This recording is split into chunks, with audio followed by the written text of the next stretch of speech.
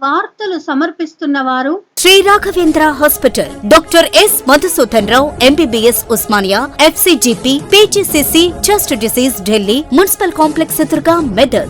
అల్లాదుర్గంలో ఎడతెరిపి లేకుండా కురుస్తున్న వర్షాలకి రోడ్డు పక్కన విద్యుత్ స్తంభాలు ఉండడంతో తడిసి స్తంభాలకు విద్యుత్ షాక్ సర్క్యూట్ రావడంతో అటుగా వెళుతున్న ఒక ఎద్దు దానికి తగలడంతో అక్కడికక్కడే మృతి చెందింది. అల్లాదుర్గం పోలీస్ స్టేషన్ పరిధిలోని 161 జాతీయ రహదారి పక్కన IB చౌరస్తాలో BT రోడ్డు పక్కనే ఉన్న విద్యుత్ ట్రాన్స్ఫారం ఉండడంతో ఆదివారం సాయంత్రం అటువైపుగా వెళుతున్న ఎద్దు ట్రాన్స్ఫారం హెల్త్ వైర్ కు తగలడంతో విద్యుత్ షార్ట్ సర్క్యూట్ కు ఎద్దు విలవిలా కొట్టుకుంటూ మృతి చెందింది.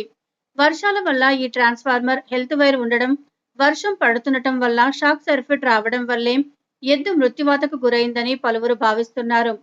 గొల్లకుంట తాండా విస్లావత్ రవికి చెందిన ఎద్దు తన వ్యవసాయ క్షేత్రం నుండి ఇంటికి పోవచ్చున్న క్రమంలో రోడ్డు పక్కనే ఉన్న విద్యుత్ ట్రాన్స్ఫారం కు తగలడంతో ఎర్త్ వైర్ కు విద్యుత్ షాక్ రావడంతో ఎద్దు ప్రాణం విడిచింది.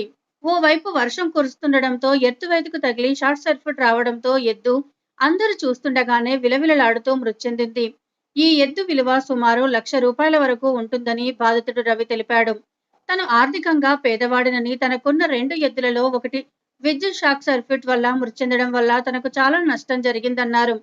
విద్యుత్ అధికారులు ట్రాన్స్ఫార్మర్, విద్యుత్ స్తంభాలు BT రోడ్డు పక్కనే ఏర్పాటు చేయడం, వీటి చుట్టూ ప్రమాదం జరగకుండా కంచె ఏర్పాటు చేయకపోవడం వల్లే ఈ ప్రమాదం జరిగి ఎద్దు మృతి చెందినట్లు పలువురు గిరిజనులు తెలిపారు.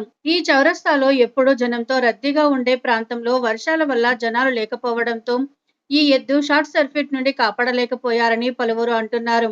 అధికారుల నిర్లక్ష్యం వల్లే తమ ఎద్దు మృతి చెందినట్లు రోదిస్తూ రవి తెలిపారు. తను నష్టపోయిన దానికి ప్రభుత్వ పరంగా ఆర్థిక సహాయం అందించి ఆదుకోవాలని సంబంధిత అధికారులను కోరారు. ఈ ఎద్దు విలువ సుమారు ₹1,00,000 ఉంటుందని బాధితుడు రవి తెలిపాడు.